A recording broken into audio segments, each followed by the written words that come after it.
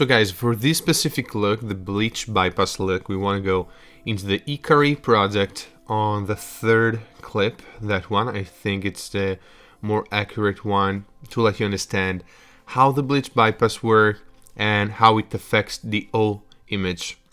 So the bleach bypass look essentially is that kind of punchy, dark look that used in 90s movies. The great thing about this type of grade is that you can customize it and you can just translate the main offset color of the image to one tone or another just with a few simple tweaks. But normally a bleach bypass starts from a black and white image put over our layer, over our image layer, and then cranked up or down to give us the right sensitivity of the image. So we want to create our two classic back nodes. One will be white balance. We need white balance too, even if you're working with a black and white layer, because it's really important and you will see why. Noise reduction, as always. And our primaries will be there. So with our primaries this time, I just want to set the offset up, and I want to crank down a bit my lift, not too much, maybe there. And for this over image, I'm okay. Now I want to create another node and call it contrast. But even there, I don't want to do too many tweaks. Just adding a bit of contrast and playing down with our pivot. The great thing about bleach bypass is that we're going to create a high contrast image, so we want to help it just a bit.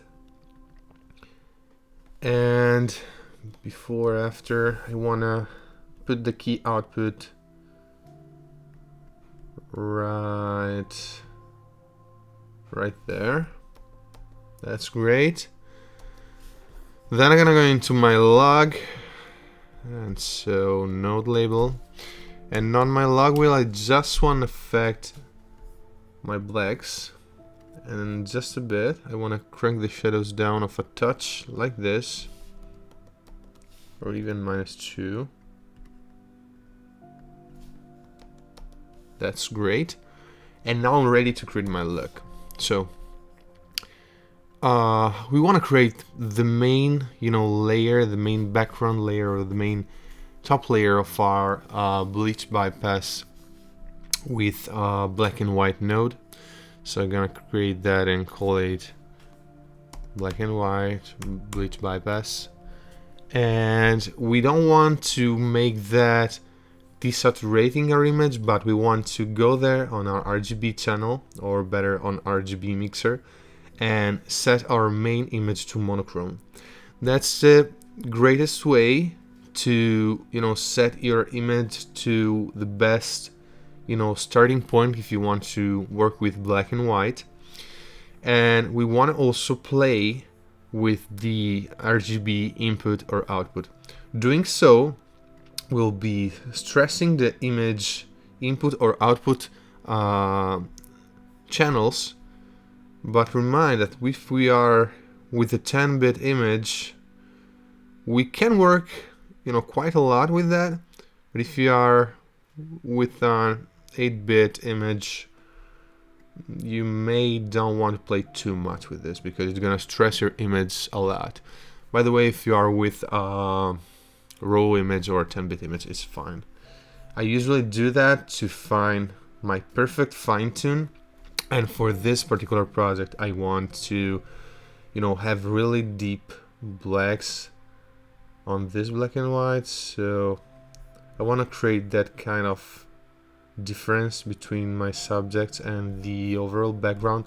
Look this polish, how it reacts to my greens, just by going down a bit. And that's it. Right now, I'm gonna create a layer node with Option L, and I want to go there and change my composite mode, because you can change the composite mode of your of your layers, or better of your nodes, and I want to change it to soft light. So that's the trick. I just want to soft light this layer with this layer, and as you can see, my main, color grade, it's already done just by this little touch. This is my bleach bypass, but I want to tweak that a little more. So on this point, I'm able to control everything from there, from the log. So I might say that I don't want it that much black, but I like it. But yeah, this is the classical look that you may have in movies like Seven or on that new noir cinema. And you can also control it with the key output if you want to give it a softer touch, but I might like it at full potential. So you might want to make that node customizable. So let's click customize, and you can work with the offset to give it a blockbuster and touch, like you want to make Matrix look or Blade Runner look or Seven look. Seven had this kind of acid green in here, something like this, and you create that bleach bypass look. Maybe you want to go on a deep blue, like there, to give it a cold feel. Maybe you just want to add some, maybe want to put some yellow here and cancel it out from the shadows. You want to be creative there. It's a really simple look to get, but it's super effective and they use it on lots of movies. So let's stick with the original one right now, but you gotta know that with the offset and your primaries wheels, you want to customize it. What we want to achieve is that deep, point of blacks that stands perfectly above the zero. We are around 20 or 30 there, I guess. And you now want to make your adjustment with a curve. And with the curves, what I usually do is just make the same thing they might do there, but with the RGB channel. I start mainly with the curves by creating a custom look there. Just by looking at the image, I know where black sits. We all know where mids are, so we just want to push it even a bit above or below. And we can customize every channel too. It can be even the look curve, And 2 final nodes. This one will be the curve's luminance. This one will be the curve's luminance. And so by going on U versus luminance, I'll go there. I'm gonna put that right there.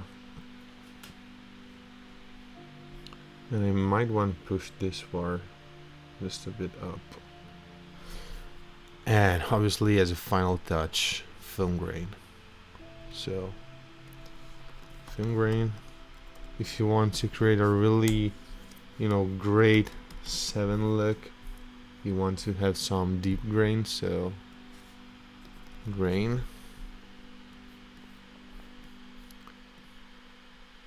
This works great with lots of clips. You might want to know that obviously with Rec 709 clips, this will be even stronger. And with Rec 709 clip, you want to be gentle on this part. So you might want to not even tweak that part with Rec 709 footage. You might just want to keep our primaries and log, but not touch the contrast of the overall image. You yeah, you might want to be gentle because you never know. Rec 709 image, it's already well contrasted. In a situation like this one, it will be really high contrasted. And there we don't have so much camera motion, so I'll go for better, like 7. And I go by 4 there. So here we have it. That's our look. It will be laggy with our noise reduction, obviously, but without it, it should run cool. And yeah, it's pretty simple, it's pretty cool. You just have to know that for this particular look, blacks plays a really great role, and obviously these 2 layers are the main look. You don't want to tweak more than that for the overall look, but take this 3 and this 2 for, you know, the main adjustment of everything you're doing to your image. Don't push it too far, just be sure to, you know, push the black to the right point. Don't create, you know, black that goes below the 0. And that's it. That's our bleach bypass look.